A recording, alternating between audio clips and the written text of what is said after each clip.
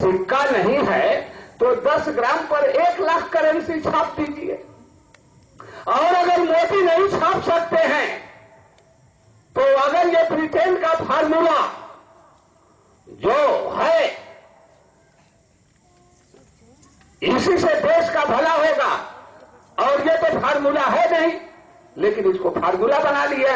ये कोई बैंकिंग व्यवस्था है नहीं, ये कोई विनिमय लेन देन का सिद्धांत है नहीं, ये कोई मेजरमेंट है नहीं, क्योंकि जो मुद्रा होती है उस मुद्रा के 4 काम होते हैं। मुद्रा जो है स्टैंडर्ड है, मानक है, मुद्रा के 4 गुण, और वो मेजरमेंट का काम करती है, वो यूनिट का काम करती है, और वो स्टोर का काम करती है, लेकिन कोई गुण उसमें नहीं।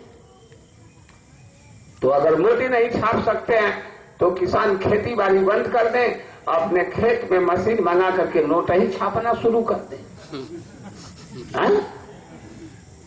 है कि नहीं? कह रहे खजाना खाली हो गया।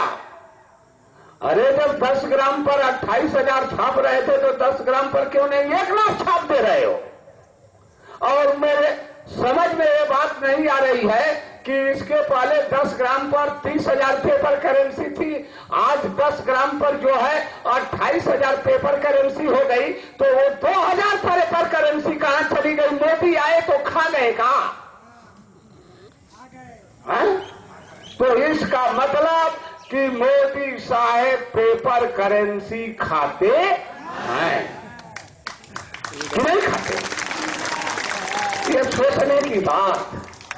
बाहर एक नामिस और बाहर मोदी साहब जैसा विद्वान और डॉक्टर मनमोहन सिंह जैसा, सोचने की बात कि 10 ग्राम पर 30,000 पेपर करेंसी बाजार में थी, अब 28,000 हो गई, तो 2,000 पेपर करेंसी बाजार खा गई कि मोदी खा गए कि आरबीआई खा गई? कहां गई? ये घपला है कि नहीं घपला है? ये सोचने की बात। पूरी तरह से व्यवस्था भ्रष्ट हो चुकी है।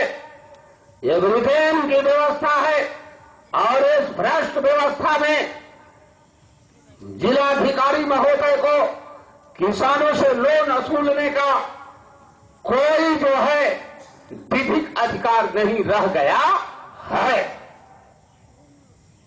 क्योंकि किसान भारत है, और जब किसान ही नहीं रहेंगे तो भारत नहीं रहेगा। बात तो ये है। तो अब तो लड़ाई यहां आजाद हिंद बैंक करेंसी की ये बात ऐसे बढ़ी, ये बढ़ती गई।